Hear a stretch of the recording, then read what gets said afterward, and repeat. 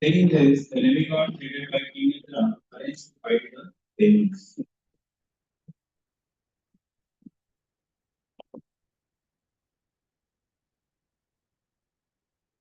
तेषामतिबलोद्योगं निशम्यासुरयुक्तता वर्धमानासुरैर्भीता दुद्रुवो दिशम् फलत्र पुत्रवित्ताप्त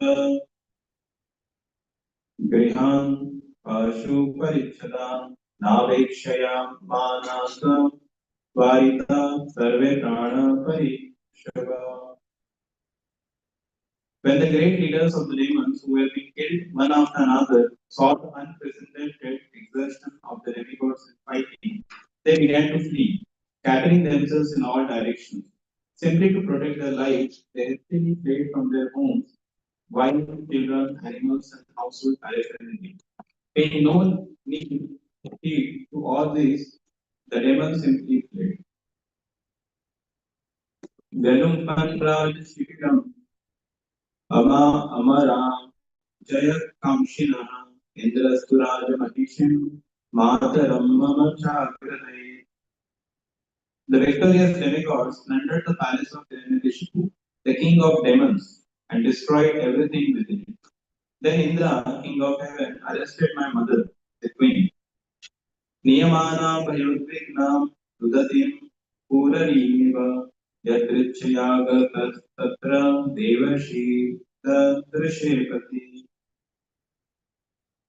As she was being led away, crying in fear like a Kurari captured by a vulture, the great sage Narada, who at that time had no engagement, appeared on the scene and saw her in that condition. प्राहनयनां सुरपते नेतुमर्हस्य नागसं मुञ्च मुञ्च Mahabhaga सतिं परपरिग्रहम्. Narad Muni said, O King Indra, king of all the demigods, this woman is certainly sinless. You should not drag her off in this merciless way. O greatly fortunate one, this chaste woman is the wife of another. You must immediately release her. Shri Indra Vacha आस्तेस्या जठरे वीर्यम विषय्यम सुरद्विष आसत्यां यावत् प्रवसं मोक्षेऽर्थ पदवीं गता. King Indra said, in the womb of this woman, the wife of the demon Hiranyakashipu is the seed of that great demon. Therefore, let her remain in our custody until her child is delivered, and then we shall release her. Purport by Evangelist A.C. Bhaktivinoda Swami Srila Prabhupada. Indra, the king of heaven, decided to arrest Prahlad Maharaja's mother because he thought that another Hiranyakashipu, was within her womb. The best course he thought was to kill the child when the child was born. Then the woman would be released. ओम अज्ञानतिमिरन्धस्य ज्ञानाञ्जनाशलाकया चक्षुरुन्मिलितं येन तस्मै श्रीगुरवे नमः. श्रीचैतन्यमनोभीष्टं स्थापितं येन भूतले स्वयं रूपा कदा मह्यं ददाति स्वपदान्तिकम्. वन्देऽहं श्रीगुरो श्रीयुतापतितमलं श्रीगुरुवैष्णवाञ्च श्रीरूपं साग्रजातं सहगना रघुनाथान्वितं तं सजीवम् साद्वैतं सावधूतं परिजनासहितं कृष्णचैतन्यदेवं श्रीराधा कृष्णपादां सहगना ललिता श्रीविशाखान्वितांश. नमो विष्णुपादाय कृष्णकृष्णाय भूतले श्रीमते भक्तिवेदान्त स्वामिनिति नामिने. नमस्ते सारस्वते देवे गौरवाणी प्रचारिणे निर्विशेष शून्यवादी पाश्चात्यदेशकारिणे. नमो महावदन्याय कृष्णप्रेमप्रदायते कृष्णाय कृष्णचैतन्य नामिने गौरविषे नमः. हे कृष्ण करुणा सिन्धु दीनबन्धु जगत्पते गोपेश गोपिकान्ता राधाकान्त नमोस्तुते. तप्तकाञ्चन गौराङ्गी राधे वृन्दावनेश्वरि वृषभानुसुते देवी प्रणमामि हरिप्रिये. वाञ्छाकल्पतरुभ्यश्च कृपासिन्धुभ्येव च पतितानां पावनेभ्यो वैष्णवेभ्यो नमो नमः. जय श्री कृष्ण चैतन्य प्रभु Nityanand Hare Krishna, Krishna Krishna, Hare Hare Rama,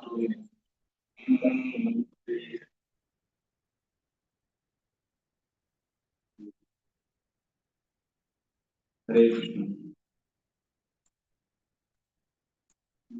Let's seek blessings of all the devotees so that we can discuss the glories of the Lord and His devotees. So, basically, the background here, Prahlad Maharaj himself is giving. The last chapter which we read, it was about Prahlad Maharaj speaking to his demoniac schoolmates.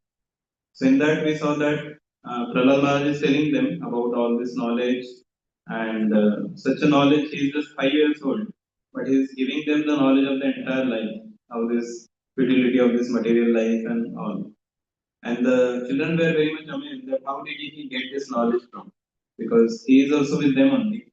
He's studying with them, coming every day for the classes and everything. But his knowledge is much spiritual knowledge, transcendental knowledge, whereas they didn't have this much knowledge. All the children were other school children, they were very much wanted to know. So Prahlad Maharaj is now describing that how he received this knowledge from Narad Muni. So last 2 days, Karnataka also told about importance of receiving the knowledge in parampara. So going ahead, here Prahlad Maharaj is telling, basically the Hiranyaksha, he was killed by Lord Vishnu. And that time, Hiranyakashipu was very much in revengeful attitude. And they were all demons. And the revenge is very common in them. So we see that Hiranyakashipu wanted to take revenge against the Lord, and that's why he did severe austerities, tapasya, and he wanted to please Lord Brahma so that he can get some benediction, especially of immortality, so that I will never die and I will become as powerful and I can control the entire world.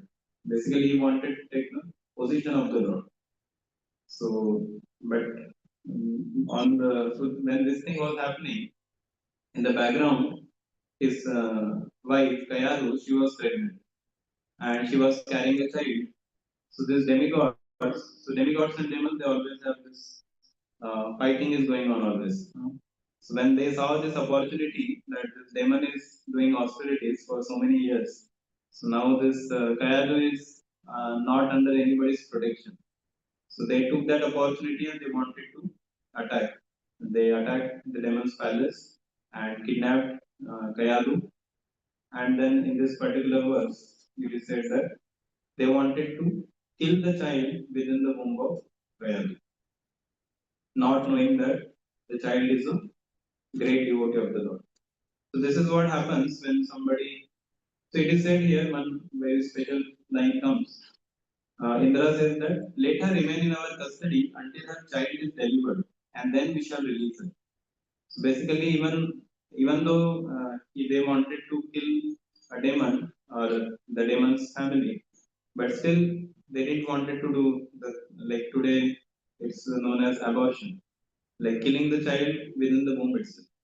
So Indra, because that is a very simple activity, that killing the child without even his taking birth or seeing the world, he is being killed. So that is so of course Indra wanted to kill, that is also not good, but he didn't wanted to kill the child within the womb.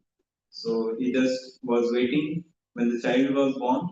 He wanted to kill the child and the woman could be killed because woman should not be killed unless. So in that way, Indra's intention was okay. The child, because he is going to be that demon and he's going to again if he becomes like Renekship or Hiranyaksha, then he will create so much problem in the entire world. So he wanted to kill him. But then what happens? Narad Muni comes at that time. So here it is said in the previous verse. What is it? Yeah, the great sage Narada, who at that time had no engagement. So it seems that he is free going, but basically his engagement is to protect the devotees and anything basically going wrong or if somebody is forgotten Krishna, then he will go and remind him. In that way, he is preaching. He is always on the he's preaching too. So he is always looking for the opportunity where I can get the such things. I can either deliver. He has delivered so many things, even like Dhruv Maharaj, Prahlad Maharaj, and so many Prachina Parishas like that. The Hareshwar Shwas and Achyota Shwas. So many of them are delivered by Narad Muni. Because Narad Muni is the same thing. He's just saying all are perfect candidates for going back to body and he's just delivering them. So in this verse we see that so Narad Muni stops him and Narad Muni understands that this is not a, even though this guy who is carrying a child who is the son of Hiranyakashipu, but actually he is not a demon, but he is a great devotee of the Lord. So that's why we need guidance of a devotee to see. Otherwise, we get into judgmental mode. So this is one thing I thought we can focus on this particular episode, that we should not be judgmental. Like Indra thought that okay, the father is demon, that means the son also will be demon. So many times what happens, we just externally we look, okay, he is from this particular caste or he is from this particular place. That means he will be like this. So, the Gresham Bruce is, some people think that people, somebody asks, oh, you are from which place? Somebody says Bihar. Then immediately they'll say, oh, Bihar must be very arrogant. So like that, people have some kind of perceptions about who will be, how, and like that. But it may not be like that. And Rajendra gives some examples, like Rajan Maharaj is there from that place. He is so humble. So like that, we see that whenever we go from the external point of view, then we tend to commit offense, or we tend to judge devotees also.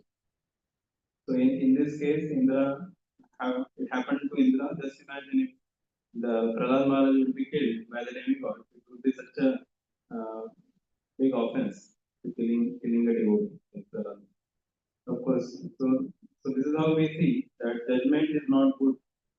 Even so, whenever we see any person with a spiritual outlook, then automatically the judgmental tendency goes away. But when we see somebody from a material outlook, that's how we start judging them, and then the offenses start happening. So that's why it is very important to take care of this aspect. Like even Srila Prabhupada is there. When Prabhupada was traveling even he wanted to preach in India, and people just saw him some old man trying to do something. And like when we see Srila Prabhupada, we don't see him like an ordinary person or something. Or we even don't see him that he's from Bengal or he's a Bengali old man like that. We actually see him as a representative of God, a pure representative of God, who has come here to give us Krishna consciousness. And he's a Nitya Siddha Bhakta who just came here to deliver all of us. So as soon as we get spiritual outlook, our perception about the devotee completely changes. Whereas when we are materially seeing everything, then we start to commit offense. That's why it is very good to see the spiritual side of any person, even the devotees. And devotees also, and even the outside also. Because sometimes when we go for book distribution, so sometimes we think that oh, this person will take book, but that person may not take. And some other person, we may think that we don't even show to him. It seems that he may not be so much interested. But that person comes and takes the book and goes. So who will take the book and who? So just by seeing, we cannot understand. So it's better that we give a chance. We give the chance to everyone, and then whoever is interested, they will take it.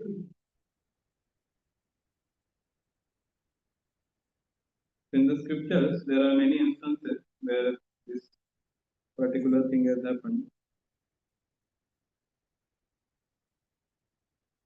Basically, externally they were looking that they are not devotees, but externally actually externally they were looking not as a devotee, but internally they were great. Any examples from scriptures? Vitrasur, Jadbharat, exact examples. So Vitrasur actually he was also a demon, but when when the fighting was going on, he started speaking enlightening words. And even Parikshit Maharaj, how this demon is speaking such nice philosophy. Then Sukhdev tells the background and like also Jad Bharat. Externally, everybody was thinking that oh, he's a Jada. His name also became Jada, Jada Bharat. So because he was not responding, he was doing all the opposite things. Whatever was told, he will propose. So basically, Vaishnava is Kriya Mantra, Vijnana Mantra. We cannot uh, underestimate, like we cannot judge the activities of a Vaishnava. Even there is an example of Pundarik Vidyanidhi, who was his place is Pundarik town in Bangladesh. So when Galadhar Mandir was told that there is a very great devotee staying in this place, and everybody wanted to, and Galadhar Pandit was very eager that oh let me go and take darshan of this wonderful great Vaishnava. When he approached, he went to this place. It comes in near Chittagong, Bangladesh.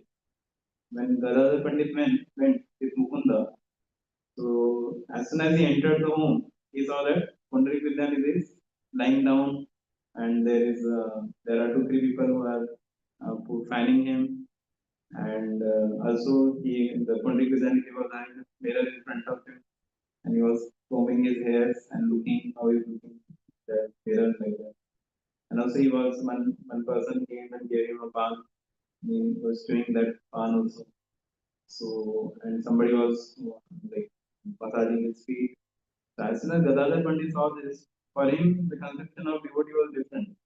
He was thinking devotee means he will be Ambani, maybe doing some puja, sitting there or some chanting, something like that. As soon as he saw this, he said, "Oh, I think I have come to some wrong place. This is a Vishi. He is fully engrossed in material enjoyment." So he was about to go, but then Mukunda understood that something is going on in the mind of Gadadhar Pandit.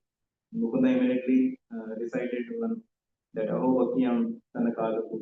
That verse was quoted by Mukunda. As soon as this verse was quoted, the Pundarik Vidyanidhi, he went into ecstasy.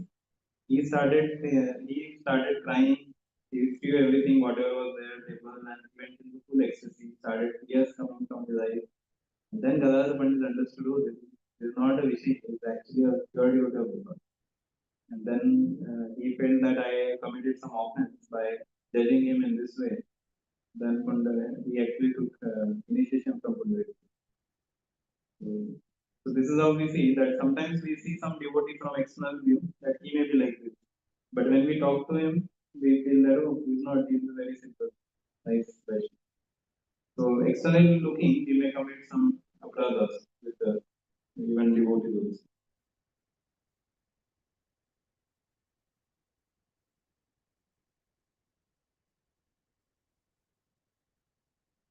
Yeah, many such examples come. Even Valmiki was like that. Valmiki was a hunter before, and then he only writes the Ramayana. Then another example comes is of Haridas Thakur. He was born in a Muslim family. One may say Muslims means just leave them, better not to. But Chaitanya Mahaprabhu gave the Namacharya this particular, what is it, the Namacharya title to Haridas Thakur. So, and even the Rupa Goswami, Sanatana Goswami, they were from a background. They were actually serving the Muslims and ministers, and in that affair they were involved. But when they came and they were thinking themselves very fallen, Chaitanya Mahaprabhu embraced them and he made them Goswamis. In that way, Chaitanya Mahaprabhu, even in all our parampara, we see that this particular thing is there. They don't see even Krishna also, Bhavagrahi Janardana. Even Lord does not see anybody's caste, creed, position, or anything. Whatever may be the external things, he sees only the intention of the people. So that's why he said Bhavagrahi Janardana. Then we see Chaitanya Mahaprabhu's life, so many instances that happened that he did not categorize some people from based on their caste. So he's a Brahmana, he should take it. Or they understood that in this Kaliuga, everybody is Shudra. But whoever is the devotee of the Lord, then he is above Brahmanas. The so-called caste system or this, they were not much worried about. Even same with Bhaktisiddhanta Saraswati Thakur. He he also said he also was the same. Once there was a Brahman Sabha where there was a lot of glorification. Brahmanas were saying we are this, we are that, and different people were coming. And that time Bhaktisiddhanta Saraswati Thakur also comes there. And then he also glorifies Brahmanas. And all Brahmanas were thinking of nice things on our side. But then when he actually told who is a Brahmana, then they understood we are not qualified only as a Brahmana. And then he says, who is the Vaishnava? And after that, he glorified that. And all the Brahmanas, they understood that we are not on that level position. Similarly, Srila Prabhupada also, when he came to US, he was preaching to even so many devotees Prabhupada made, and all the Europeans, Americans, everybody was made into uh, devotees initiated, even Brahmanas, and they were doing pujari services and all the vidhis and everything. And somehow, and Prabhupada gave sannyas also. When these people went to India, many of the other Prabhupada God brothers and some so-called very utter followers of Brahmanas like that. So they were thinking that how can this Swami give initiation to Malaysians and all. So it was very unheard of that they can also become, even though everything is written in the even Bhaktivedanta Thakur himself said, Chaitanya Mahaprabhu has said it, but still there were so many doubts, so much Prabhupada had to undergo. Prabhupada had to actually uh, like take so much arguments happened. Prabhupada had to convince them, tell them about these things and all. And Prabhupada showed that to the entire world that anybody who is possessing the qualities of a devotee, that means he is above all this caste. Doesn't come in this any of the caste things and all. He is above Brahmanas. The only the qualification is the main thing. Guna karma vibhagasham. One should have that qualities, and best of the qualities, one's varna and everything will be decided.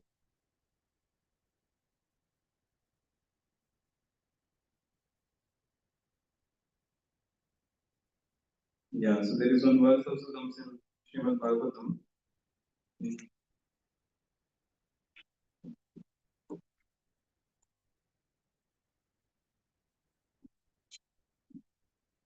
Kiratahunandra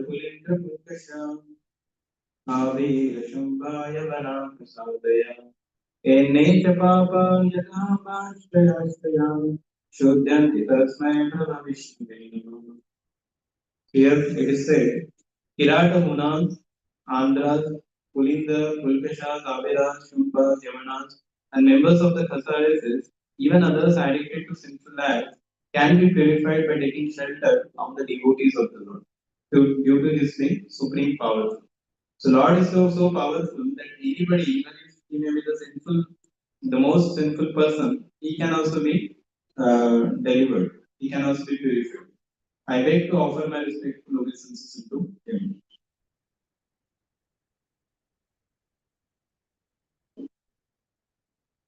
Yeah, so devotional service is so powerful that the most fallen can be rise to the platform of most elevated platform of say will be taken. So that is the main teaching we can see here. So great devotees can emerge even from demoniac or atheistic backgrounds. So that's why we have to be very careful. And even while preaching also, like one devotee was sharing in US only, was telling once first time when he met Amarendra Prabhu in Boston itself, he that time he was very young and he used to make short small videos like that. He said, "Oh, don't get into all this video makings and all. You are young, you just first get strong in Krishna consciousness." He used to give him advice and discourage him from uh, like making the videos and all. Later he said that now I am watching his videos and learning. So then he asked forgiveness later when he met Amrendra Prabhu after he became very famous. So, so just example, but sometimes we may just see some devotee coming very just coming to Krishna consciousness, and we may think that oh he is just a new person. But actually, now he is the new who has come just to Krishna consciousness. In previous life, he must have already done whatever number of maybe more than us that percentage is already done. So then it can become an offense also. Like when Gaur Govind Maharaj was being when Srila Prabhupada first time met him, Prabhupada said that I want to give him sannyas. And initiation sannyas all he wanted to give together. So then some devotee said that Prabhupada is a new person. And Prabhupada said, you are new. He is not new. So then Prabhupada understood. So basically pure devotees, they understand that who is who. They may not, they cannot, like even Srila Radhana Swami Maharaj, when he was in the Cross Maidan festival, even though there were 10,000 or 20,000 people, Maharaj was sitting in the end fag end of the pandal. Still, Prabhupada called him from there and make him sit in the just next to him in the stage. So actually, and others were thinking that, oh, who is this who came here? When he wanted to touch feet of Prabhupada, they say, you cannot touch. Prabhupada said, no problem, let him touch. So like that, we see that pure devotee, like here also, Narad Muni could understood that he's a supreme pure devotee of the Lord, Prahlad Maharaj. But in because we have material outlook, we get into judgmental things and all. So that's why here we get a wonderful teaching that we should always see anybody from the spiritual outlook, and also from the we should not see their caste, color, and other things, but we should see them from the spiritual outlook, and also taking guidance from the devotees, and that's how we can go ahead. I've seen in Radheshampur also. Whenever sees any person, he gets so much. So he sees potential in everyone. Oh, like sometimes we say no, no, Prabhuji, he cannot do. But Prabhuji has a lot of. He will see potential in any person. Even new person is there, will take his contact and maybe he will have some help in our preaching or this. So in that way, we see the great devotees, they see potential in everyone, and they can. That's how they do the great things also. This is how we can see. Thank you very much. Hare Krishna. Grantharaj Srimad Bhagavatam ki Srila Prabhupada.